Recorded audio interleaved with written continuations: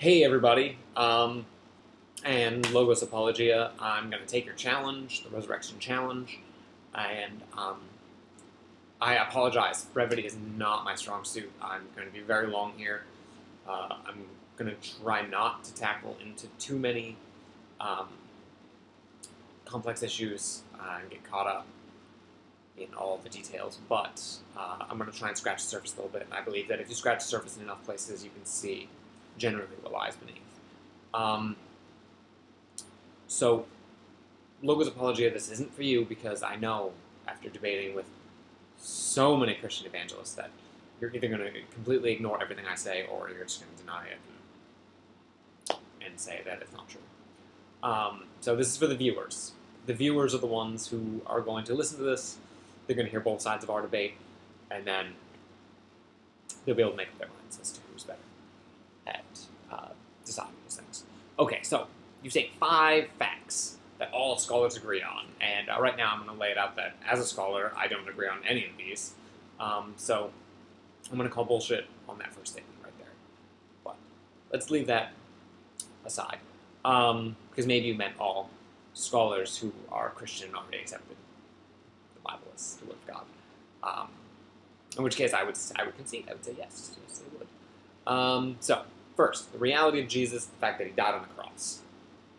This is super debated amongst scholars. This is not something that's agreed upon at all. I mean,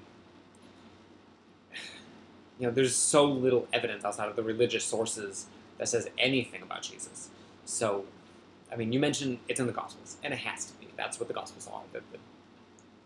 They're Greco-Roman biographies of the life of Jesus. And, I mean, frankly, if it wasn't there, you wouldn't have a Christian religion. But we'll get back to that. You mentioned 5 sources that are secular. And the most obvious, of course, you didn't even mention them, Josephus Flavius. Christians love Josephus Flavius. Probably the reason why his works were only retained by Christians. Now, Josephus was a Roman citizen. He was a Jew. And the fact that he's a Jew is going to be very important in a second. He was an educated Jew, probably a Pharisee. His work, Antiquities of the Jews, mentioned Jesus once and reads as follows. About this time there lived Jesus, a wise man, if indeed one ought to call him a man. For he was one who wrought surprising feats, and was a teacher of such people as accept the truth gladly. He won over many Jews and many Greeks. He was the Messiah. When Pontius Pilate, upon hearing him accused by men of the highest standing amongst us, had condemned him to be crucified, those who had in the first place come to love him did not give up their affection for him. On the 3rd day he appeared restored to life, for the prophets of God had prophesied and countless other marvelous things about him. And the tribe of the Christians, so called after him, has still to this day not disappeared. Now there's 3 things in there. 1, Josephus admits to being a Jew when he says those of the highest standing amongst us. 2, he calls Jesus the Messiah, and he recognizes the resurrection. These are problems. This thing with being a Jew, and these 2 things over here, don't go together. You can't have both. You can't have it both ways. First off, he would never admit to Jesus being the Messiah. That's the biggest Jewish faux pas ever, because Jesus does not conform to the traditional idea of a Messiah. Definitely, if you pointed to Jesus and said, that man crucified right there, he was the Messiah, every Jew in Palestine would be like, what the fuck are you talking about? That's not the Messiah. That's not the new Davidian king, the one anointed by God to deliver us from the hands of the Romans. No. The Messiah means anointed one. Same thing as Christos in Greek. It's just traditionally meant to signify kings. David was called the Messiah in the Old Testament. So, it doesn't conform to that. 2, if he were meaning the Messiah as in the Son of God, as the Christians term it, and recognize that he was resurrected, he wouldn't be a Jew, he would be a fucking Christian. Now, we know Josephus did not recant his Jewish beliefs. He did not become a Christian before his death. He was a Jew, born, raised, and died. Now, secondly, Josephus, I'm singling out Josephus because he's the most common that everyone takes. I mean, I could go on with, Tacitus and all the other secular sources, but I think I can lump them up in a single thing right here. The fact that before taking any secular scholar's word on the resurrection, there's not a single account of the events of Matthew 25, 45 through 53, which goes as such. Now, from the 6th hour there was darkness all over the land unto the 9th hour. And about the 9th hour Jesus cried with a loud voice, saying, Eli, Eli, lama sabachthani. That is to say, my God, why hast thou forsaken me? And some of them stood there when they heard that, said, This man calleth for Elias. And straightway one of them ran and took a sponge and filled it with vinegar and put it on a reed and gave him to drink.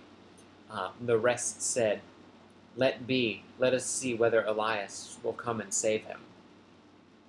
Jesus, when he had cried out with a loud voice again, yielded up the ghost. And behold, the veil of the temple was rent in twain from the top to the bottom, and the earth did quake, and the rocks rent, and the graves were opened, and many bodies of the saints which slept arose, and came out of their graves after his resurrection, went into the holy city, and appeared unto many. Now, Romans recorded everything. Everything. This is Roman Palestine we're talking about. Wouldn't they have noticed a solar eclipse at a time of the year when it couldn't happen? Wouldn't they have remembered and recorded one name of any of these saints that rose out of their grave and started wandering around town? They haven't. And there's no secular source that records this. So you can't say this, that there are 5 secular scholars that recognize that Jesus died on the cross and was resurrected, because there aren't. Second thing you say is the disciples sincerely believed they saw the risen Jesus. They might have, but we honestly don't have the accounts of disciples, nor do we have the accounts of anyone who knew a disciple. We have the Gospels, which were written decades after by second or third or fourth-hand sources. Mark is probably the closest thing we have to a first-hand account, and it was written, 30 years after. I mean, that would be like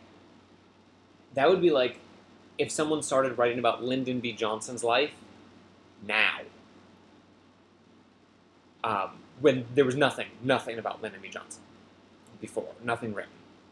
And the first account of Lyndon B. Johnson's life was written now.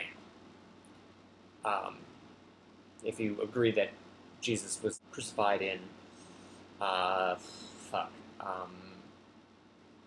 30, Mark appears at about 60 to 65, 30 to 35 years later. And beyond that, a number of people sincerely believe in a number of things that aren't true.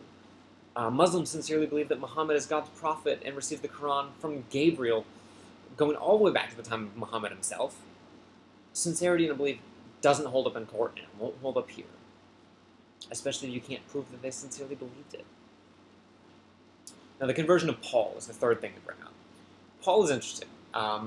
According to the book of Acts, he persecuted Christians, but in Galatians, and this is Paul's own writing, supposedly. Actually, almost all scholars agree that Galatians, Romans, and 1st and 2nd Corinthians were written by Paul. So I apologize for the supposedly. He writes that none of the Christians in Jerusalem knew who he was when he went to go stay with Peter and James, which is a vastly different story. I'm going to put right now that Galatians 1 and 2 and Acts 9 through 15, totally different stories of the same period of time in Paul's life. But I mean, if he really was this vitriolic Saint Stephen killing Pharisee described in Acts, the Christian community, and especially Peter and James, would have known who he was, but they didn't. For this reason, I don't think the conversion was anything miraculous. It was a story extrapolated later on to give Paul's works apostolic worth for canonization and adoption into the canon. Fourth is the conversion of James. The conversion of James. James denied Jesus that he was the Messiah. This is a theme. This is a theme that runs throughout the Gospels, particularly Mark and Matthew. It's called the Messianic Secret and the Jesus as the Misunderstood Messiah. Everyone misunderstands Jesus. Fucking everyone misunderstands him. When he calms a storm, the apostles misunderstand him. When he cries out on the cross for God, Eli, Eli, lama sabachthani, people think he's crying out for Elias. He's crying out for God. When Peter finally gets it right as to who he is, he blunders still. He gets it half right. And Jesus calls him Satan and tells him to get behind him. This is because the Gospels are a Greco-Roman biography. They're meant to show the character of Jesus, not the historical facts about him. If you read accounts of Alexander, they're not historically accurate, but they show his character. This is because before psychology was invented, biographies were meant to show character. We didn't understand back then that the events in someone's life made them who they are. They believed that someone is who they are, and that determines how they react to situations. The last, number 5, is the empty tomb. This is the easiest one right here. And this is simply because when you're reading the Bible, there's a long period of time between when the crucifixion happens and the resurrection, and the first time the apostles discuss the resurrection openly. In fact, it's 7 weeks. 7 weeks between crucifixion and the Pentecost. And this is the first time the apostles claim the resurrection. Now, this is first century Palestine. Jesus' body, when it was taken down off the cross after an amount of time where he couldn't have died anyway, because crucifixion takes days, not a couple hours. He was buried in Mount of Olives in a tomb, which is a mass tomb. This is where they stuck a bunch of bodies. It didn't matter to the Jews. They thought, the Judgment Day was going to come and all the bodies would rise up off the Mount of Olives and march into the city. So they just kind of put the body there. 7 weeks of not being embalmed. Good luck. Good luck. Good luck identifying the body as Jesus. There's going to be a skeleton and some gross rags. That's about it. Identification of that body would be impossible. So even if the Jewish people were like, oh yeah, show us the empty tomb. Well, it's not really empty. It's full of a bunch of bodies. And there's no way to be like, they could be like, Jesus' body isn't here. And the Jews and the Romans and everyone who denied that Jesus was resurrected wouldn't have any way to prove it.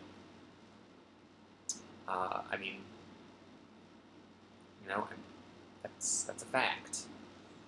The skin that tore in his wrists where he would have been crucified down here, it wouldn't have gone through the bone because that would have let it slip. It would have had to be behind the wrist bones down here, or in the feet. The flesh is gone, so you can't see the wounds.